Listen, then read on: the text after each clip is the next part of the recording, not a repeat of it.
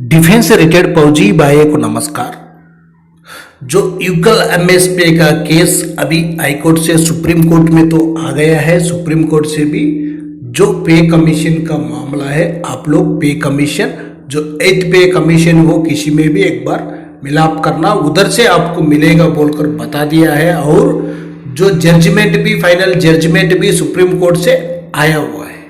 लेकिन इसमें क्या हो गया, अपना लिए जेसीओ जवानों के लिए जो सरकार अभी तक कोई यूकल एमएसपी का बात जीती नहीं गया, उसको ऊपर कुछ बताया ही नहीं है। क्यों बोलने से सरकार अपना लिए देना नहीं चाहता, जो यूकल एमएसपी देना नहीं चाहता है, क्योंकि उनके लिए एमएसपी का बजट ज्यादा होगा बोलकर ही, इसीलिए तो सरकार कुछ भी नहीं बता रहे। कल मैं सुप्रीम कोर्ट में था, हमारे 2 केसेस लगे हुए थे। एक डीजीआर के खिलाफ था, हमने उस पॉलिसी को चैलेंज किया था जिसमें coal loading transportation company, security agency का व्यापार और इनपैनलमेंट सिर्फ अफसरों की एजेंसी को किया जाता है और दिया जाता है। उसी तरह कोको पेट्रोल पंप भी, आपका सीएनजी पंप भी सारे के सारे अफसरों को दिया जाता है। ये सब क्रीम पॉलिसी अफसरों ने नियम के खिलाफ, संविधान के खिलाफ अपने लिए रिजर्व कर रखा है, जिसको हम लोगों ने चैलेंज किया है। सरकार ने अभी तक इस पर जवाब दाखिल नहीं किया है। कोर्ट ने 2 वीक का समय दिया, जून में इस केस का डिस्पोजल हो जाएगा। दूसरा केस इक्वल एमएसपी के संबंध में हुआ था। कोर्ट के सामने हमने व्यापक चर्चा किया। चर्चा इस बात पे भी हुई कि क्यों ना इसको एनोमली कमेटी को भेज दिया जाए। तो हमसे पूछा गया क्या एनोमली कमेटी है। मैं कोर्ट में ही था, मैंने कहा हाँ, एनोमली कमेटी हर पे कमीशन की होती है। फिर हुआ किस बॉडी को भेजा जाए या गवर्नमेंट को भेजा जाए। तो इस पे कोर्ट कन्विंस नहीं था कि एनोमली कमेटी है या नहीं, या कोई और बॉडी फंक्शन कर रही है नहीं हो कर रही है। तो उन्होंने उस चीज को ऑप्शन खुला छोड़ दिया और ये कहा कि आप एक डिटेल रिप्रेजेंटेशन दीजिए। हम लोग इस कोर्ट के आदेश के अनुसार डिटेल रिप्रेजेंटेशन देंगे, जिसका कोर्ट ने परमिशन दिया हुआ है। अगर सरकार उस पर एक्शन नहीं करती है तो दोबारा हम लोग कोर्ट में जाएंगे। एक बात मैं और आपके संज्ञान में लाना चाहता हूं कि सर्वोच्च न्यायालय का काम किसी के संवैधानिक अधिकार का हनन हुआ है या नहीं हुआ, ये देखना है। होस्टाइल डिस्क्रिमिनेशन हुआ है नहीं हुआ, ये देखना है।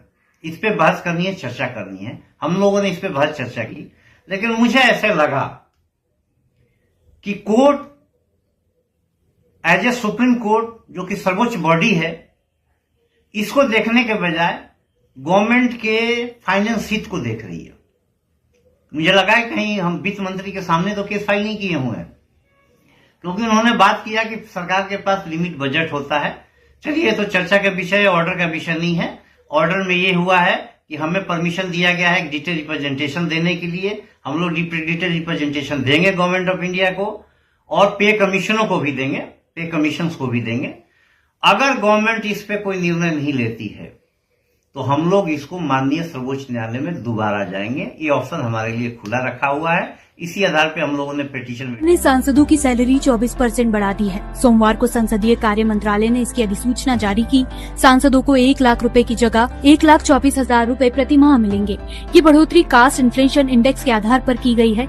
इसे 1 अप्रैल 2023 से लागू माना जाएगा। सैलरी के साथ डेली अलाउंस और पेंशन भी बढ़ाई गई। डेली अलाउंस 2,000 रुपए से बढ़ाकर 2,500 रुपए कर दिया गया है। वहीं पूर्व सांसदों की पेंशन 25,000 रुपए प्रति माह से बढ़ाकर 31,000 रुपए प्रति माह कर दी गई है। 5 साल से ज्यादा समय तक सांसद रहे सदस्यों को हर साल मिलने वाली एक्स्ट्रा पेंशन भी 2,000 रुपए से बढ़ाकर 2,500 रुपए प्रति माह कर दी गई है। सांसदों को सैलरी और पेंशन के अलावा हवाई, रेल और सड़क यात्रा पर मुफ्त सुविधा मिलती है। उनके परिवार को भी सीमित यात्रा सुविधा मिलती है।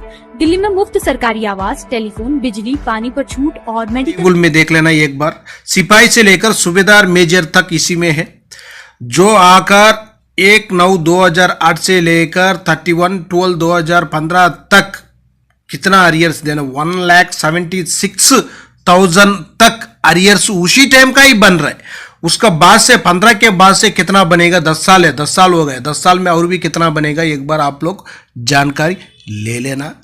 जो अपना लिए जो सिपाही से लेकर सूबेदार मेजर तक, सिपाही की 1,76,000 होने से नायक के लिए उतना ही मिलना है और अमलदार के लिए ही उतना ही है। उसके बाद नायक सूबेदार के लिए ही उतना ही मिलना है, उसके बाद सूबेदार के लिए उतना ही मिलना है, सूबेदार मेजर के लिए भी उतना ही अमाउंट मिलना है।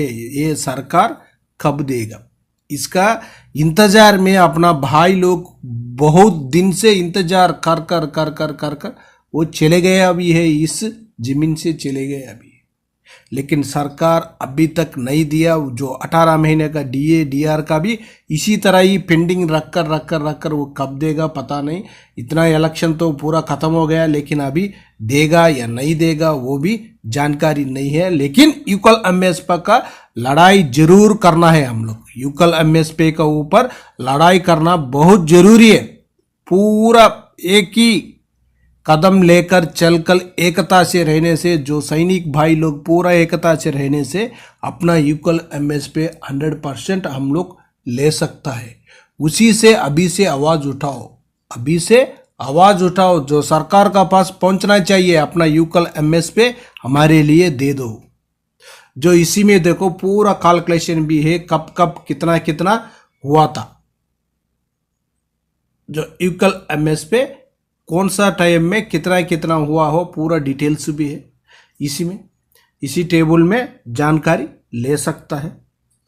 उसका बाद देखना जो अपना लिए यूकल एमएसपी बराबर मिलने से अपना लिए कितना फायदा होने वाला है, जो बेसिक के साथ जानकारी ले लेंगे। अभी सबसे पहले देखो सिपाही साहिबान है, उनका बेसिक तो OROP3 का मुताबिक 20,663 रुपीस मिल रहे, लेकिन 15,500 यूकल एमएसपी मिलने से उसमें से आधा ही अपना लिए मिलेगा, 7,750 रुपीस मिलेगा। हमारे लिए ऑलरेडी 2,600 रुपये मिल रहे, वो माइनस करने से 5,150 रुपये अपना लिए बेसिक में बढ़ोतरी होना है। सिपाही से लेकर सिपाही से लेकर सूबेदार मेजर तक ऑर्डिनरी कैप्टन के लिए ऑलरेडी मिल रहे, सिपाही से लेकर सूबेदार मेजर तक ये फैमिली पेंशनर्स को भी मिलेगा। इसी में देख लेना जो बेसिक, उसका बाद 5,150 रुपये दोनों प्लस करने के बाद टोटल बेसिक बन जाता है। एक सिपाही 17 साल सर्विस किया हुआ सिपाही साहिबान का 25,613 रुपीस, 25,613 रुपये का उनका बेसिक बन जाता है। इधर देख लेना, एक बार नोट कर लो आप लोग, 25,613 रुपये का बेसिक बन जाता है उनका बेसिक पेंशन नहीं है, उनका बेसिक उतना बन जाएगा। उनका 53% डीए के साथ कैलकुलेशन करने के बाद उनका डीए बन जाता है 13,575 रुपीस। उनका टोटल पेंशन आकर 39,188 रुपीस तक उनका टोटल पेंशन बन जाता है। एक सिपाही साहिबान का 17 साल सर्विस किया हुआ सिपाही साहिबान का, वो भी 2006 से पहले रिटायर्ड वाले का बेसिक है। ये एमएससीपी 1-2 मिला हुआ होने से उनका बेसिक ज्यादा होगा, हवलदार या नायक का उसमें बेसिक में होगा उनका। उसका बाद देख लेना नायक साहिबान, जो नायक साहिबान 22 साल सर्विस कर दिया, उनका OROP3 का मुताबिक उनका बेसिक 23,569 रुपीस। उनके लिए 5,150 रुपए का बेसिक में प्लस होने से उनका टोटल बेसिक बन जाता है 28,790 रुपीस बेसिक। जो नायक साहिबान का बेसिक 28,790 रुपीस, उनका डीए 53% के साथ कैलकुलेशन करने से उनका डीए का अमाउंट बन जाता है 15,221 रुपए, 15,221 रुपए बन जाता है। उनका टोटल पेंशन आकर देख लेना 43,940 रुपीस। कितना हो गया? 43,940 रुपीस उनका टोटल पेंशन बन जाएगा एक नायक के लिए, 22 साल सर्विस किया हुआ नायक साहिबान के लिए। उसके बाद हवलदार साहिबान 26 साल सर्विस कर दिया हवलदार साहिबान, OROP3 का मुताबिक उनका बेसिक 24,763 रुपीस, 5,150 रुपए का बेसिक में बढ़ोतरी होने से उनका टोटल बेसिक बन जाता है 29,913 रुपीस, 29,913 रुपीस उनका टोटल बेसिक बन जाता है। उसका बाद उनका डीए का अमाउंट कितना बन जाता है 15,854 रुपीस, 15,854 रुपीस टोटल पिंचन उनका 45,767 रुपीस तक उनका टोटल पिंचन बन जाएगा अपना लिए यूकल एमएस पे बराबर मिलने से।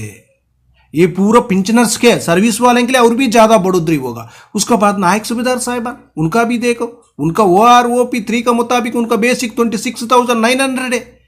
उसका बाद 5,150 रुपए का बेसिक में प्लस हो जाने से उनका टोटल बेसिक बन जाता है 32,050 रुपीस।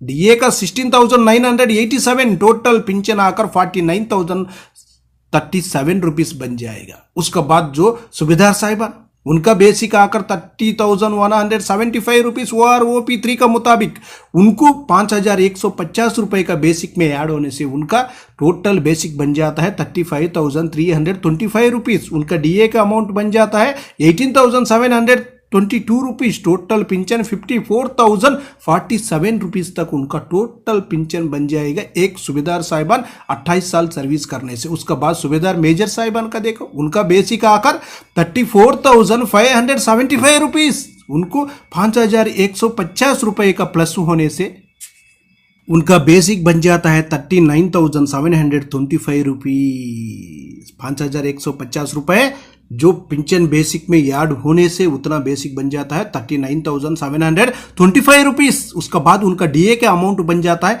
21,054 रुपीस। 21,054 रुपीस 53% डीए के साथ। उसका बाद देख लेना उनका टोटल पिंचन बन जाता 60,779 रुपीस।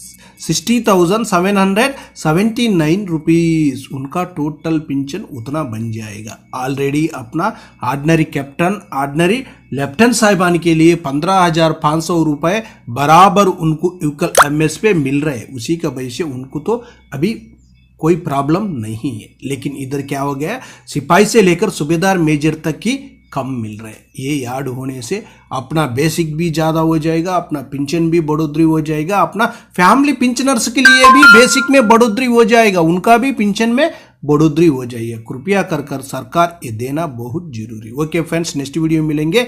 जय हिंद, जय भारत, भारत माता। तो अगर आज सपोज आज हमें अगर 5200 मिल रहे हैं, 5200 रुपए जो जवान को मिल रहे हैं, अगर वो 10 साल बाद हमें दे भी देंगे 15,500 तो उसकी तो वैल्यू कम हो जाएगी। जिस हिसाब से महंगाई बढ़ रही है, चीजें बढ़ रही हैं, तो उसकी वैल्यू कम हो जाएगी। अगर वो आज की डेट में हमें यूनिफॉर्म रेट मिले तो उस पैसे की वैल्यू है।